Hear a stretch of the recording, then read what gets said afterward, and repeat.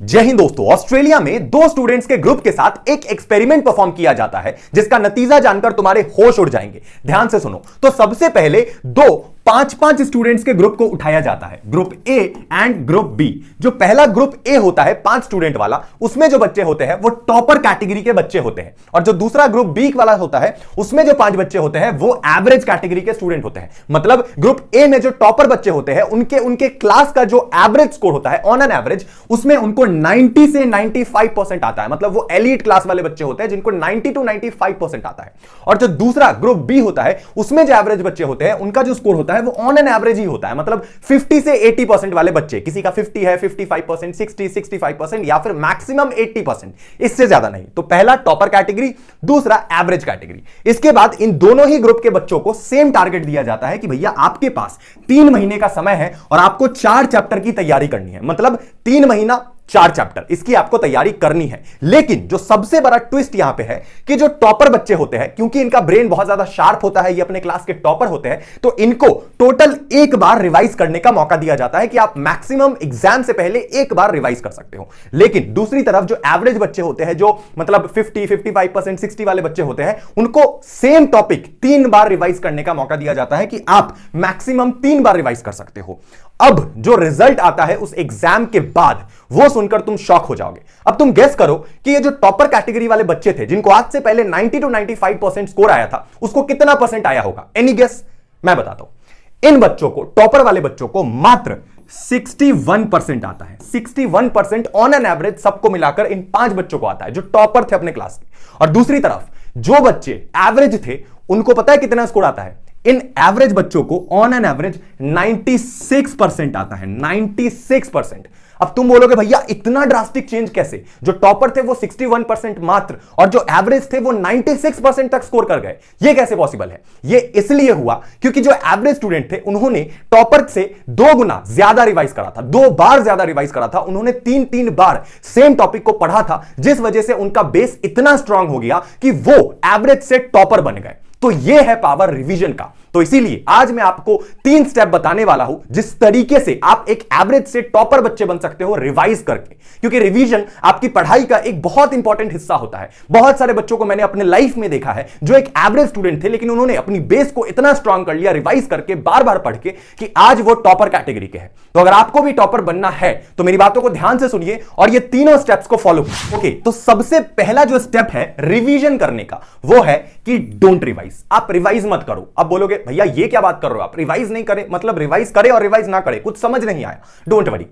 अभी तक आपने रिवीजन का मतलब क्या सीखा है? चाहे आप एक एवरेज स्टूडेंट हो या फिर बिलो एवरेज या फिर टॉपर ही क्यों ना हो, आपको क्या लगता है रिवीजन का मतलब क्या है? कि मान लो आप कोई सब्जेक्ट पढ़ रहे हो और उस सब्जेक्ट के पूरे खत्म करने के बाद और आपके फाइनल एग्जाम के 10 दिन पहले आप उस बुक को दोबारा खोल के दोबारा से पढ़ना चालू करोगे, वो रिवीजन है? नहीं, वो रिवीजन नहीं है। अगर आज से पहले आप इस तरीके से रिवाइज करते हो तो मत करो। आपको इस तरीके से रिवाइज नहीं करना है। आपको क्या करना है कि जब भी आपने जो भी चीज पढ़ा है आप उसको उसी टाइम पढ़ो, लेकिन मात्र 10 मिनट के लिए। The 10 minute rule. अब ये 10 मिनट रूल क्या है कि देखो, आप आज जिस भी चीज की पढ़ाई कर रहे हो, जिस भी सब्जेक्ट की, चाहे वो history, geography, political science, physics, chemistry, mathematics या कोई भी क्लास का कोई भी सब्जेक्ट क्यों ना है, जब भी आप उसको पढ़ते हो, कोई भी एक चैप्टर, कोई भी एक टॉपिक, चाहे वो आप अपने कोचिंग से पढ़ के आते हो, स्कूल से पढ़ के आते हो, कहीं से भी पढ़ते हो या फिर सेल्फ स्टडी करते हो, तो जब आपने उस दिन को खत्म किया तो उस टॉपिक को दोबारा से उसी टाइम 10 मिनट के लिए पढ़ो।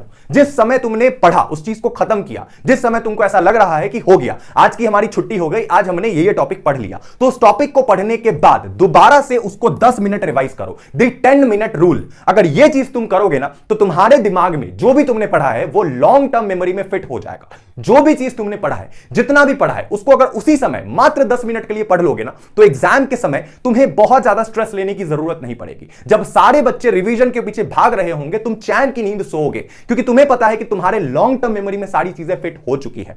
तो चीजों को कल के लिए मत टालो कि जब ये पूरा बुक या पूरा चैप्टर हम खत्म करेंगे तो एग्जाम से पहले हम इसको दोबारा पलट के देख लेंगे। This is the worst strategy to revise. ऐसे नहीं करना है। आपको उसी समय उस चीज को, उस टॉपिक को रिवाइज करना है, और अगर उसी समय मात्र 10 मिनट मिनट के लिए आप पढ़ लेते हो ना, तो वो 10 मिनट आपको एग्जाम में 99% लाने में मदद करेगा। आपके लॉन्ग टर्म मेमोरी में चीजें फिट हो जाएंगी। तो जिस समय जो तुम पढ़ो उसी के बाद मात्र 10 मिनट के लिए उसको दोबारा से रिकॉल कर लो, वो तुम्हारे ब्रेन में लॉन्ग टर्म मेमोरी में फिट हो जाएगा और तुम उसको मरते दम तक नहीं भूलोगे। सेकंड नंबर जो स्टेप आता है, ये स्टेप है कि आप जो भी चीजें पढ़ रहे हो उसको आप अंडरलाइन करो। Underline the important points. जो भी चीजें आप पढ़ रहे हो, जो भी टॉपिक आप पढ़ रहे हो, जिस भी चीजों की आप नोट्स बना रहे हो, उसमें जो भी इंपॉर्टेंट पॉइंट्स है, जो भी की पॉइंट्स है, जो भी हाईलाइटेड पॉइंट्स है, उसको अंडरलाइन करो, उस चीज को हाईलाइट करो। क्यों हाईलाइट करोगे पता है? क्योंकि जब एग्जाम से 2 दिन पहले जब तुम दोबारा से अपना कॉपी पलट कर देखोगे, ऑब्वियसली तुम 2 दिन पहले कुछ तो पढ़ोगे उस टॉपिक से रिलेटेड। फॉर एग्जांपल तुम्हारा फिजिक्स का पेपर है आज से 2 दिन बाद, तो 2 दिन पहले तुम फिजिक्स के लिए रिवीजन तो करोगे।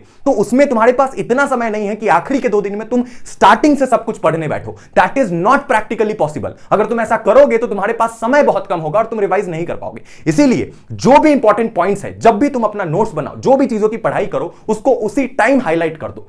क्योंकि कल को जब तुम दोबारा से उस किताब को खोल के रिवाइज करने बैठो तो तुमको देर ना लगे, तुम डायरेक्ट उस इंपॉर्टेंट या हाईलाइटेड पॉइंट्स को देखो और तुम्हारे दिमाग में चीजें दोबारा से फिट हो जाए। अगर भगवान ना करे कि तुमने चीजें भूल गए, तुमको चीजें नहीं याद आ रही है कि तुमने क्या पढ़ा था, तुम्हारे दिमाग से वो कंसेप्ट चला गया है, तो उसका शॉर्ट नोट्स बना दो, उसका माइंड मैप्स बना दो, उसका शॉर्ट नोट्स बनाओ, छोटा छोटा नोट्स बनाओ, ताकि एग्जाम के पहले तुम्हारे पास इतना समय ना हो कि भैया तुम पूरा बुक बैठ के पढ़ रहे हो दोबारा से। इतना समय किसी के पास नहीं होता है। तो स्मार्ट स्टडी करो। जो भी तुमने पढ़ा है, जो भी टॉपिक जितना भी बड़ा क्यों ना हो, उसमें से 1-2 लाइन जो भी हाईलाइटेड कीवर्ड्स है उस पर स्ट्रेस डालो, उसको अंडरलाइन करो और एग्जाम से पहले केवल उस पर फोकस करो। अपना 99% फोकस सिर्फ और सिर्फ उस हाईलाइटेड इंपॉर्टेंट पॉइंट्स को पढ़ो। देखना तुम्हारा पूरा बुक तुम्हें याद आ जाएगा, जो भी तुम भूल गए होगे।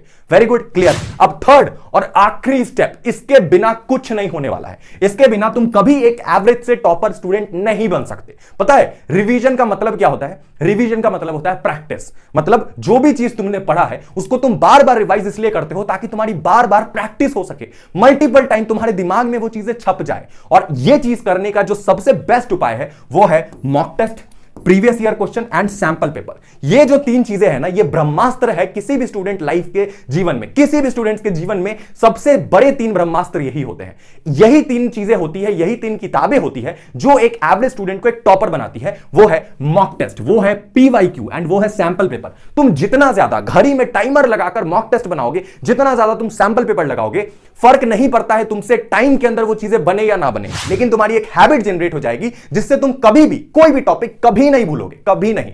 अगर तुमने, भगवान ना करे कि अगर तुम कोई टॉपिक, कोई मॉक टेस्ट लगाते लगाते कोई चैप्टर भूल जाते हो, तुमसे कोई क्वेश्चन नहीं सॉल्व होता है, शायद उस कंसेप्ट को तुमने आज से पहले पढ़ा हो, लेकिन अभी तुमसे अगर वो नहीं बन रहा है, तो mock test and previous year question लगाने से तुम्हें यह पता लग जाएगा कि कौन सा ऐसा टॉपिक है जिसमें तुमको स्ट्रेस डालने की जरूरत है, कौन सा ऐसा टॉपिक है जो तुम्हारा बहुत ज्यादा स्ट्रांग है, कौन से चैप्टर में तुम्हारी सबसे ज्यादा पकड़ है और कौन सा चैप्टर तुम्हारे लिए सबसे ज्यादा वीक पॉइंट है, जिसमें तुम्हें सबसे ज्यादा वर्क करना है। तो तुम उस पर्टिकुलर सिर्फ एक चैप्टर पे फोकस कर पाओगे, उस टॉपिक पे फोकस कर पाओगे। यह पावर होता है प्रीवियस ईयर क्वेश्चन का, मॉक टेस्ट का। और सबसे अच्छी बात कि प्रीवियस ईयर क्वेश्चन लगाने से तुम्हें यह आइडिया लग जाता है कि एग्जाम का लेवल इजी है या फिर हार्ड है। यह बहुत इंपॉर्टेंट होता है। प्रीवियस ईयर क्वेश्चन या फिर मॉक टेस्ट, सैंपल पेपर, यह सब लगाने से, माफ करना बट तुम्हें अपने औकात का पता चलता है कि तुम अभी किस स्तर पे हो, तुम कितने पानी में हो। और जब तुम उस पर दोबारा से वर्क करते हो तब आता है तुम्हें 99% जो तुम डेफिनेटली लाओगे। तो ये वो 3 स्टेप है जो तुम्हारी जिंदगी बदलेगी। ये वो 3 स्टेप है ना जो तुम्हें एग्जाम में 99% लाने में मदद करेंगी एंड उसके बाद तुम सोसाइटी में अपना रिस्पेक्ट बना पाओगे। तुम भी भारत के टॉप यूनिवर्सिटी, कॉलेज या टॉप कंपनी में जॉब कर पाओगे, जिसके बाद तुम अपने मां बाप को दुनिया की हर वो खुशी दे सकते हो जो वो डिजर्व करते हैं। तो इन तीनों स्टेप्स पे वर्क करो। जो भी चीज को कमजोर है तुम्हारी, उसको ठीक करो और इस चैनल पर बने रहो, भैया के साथ जुड़े रहो। जो भी चीजें होंगी मैं तुमको बताऊंगा। डोंट वरी, बस एक मस्त सा कमेंट कर देना, मजा आ जाए जिससे। मिलते हैं अगले वीडियो में। Love you, ta-ta, bye bye, जय हिंद।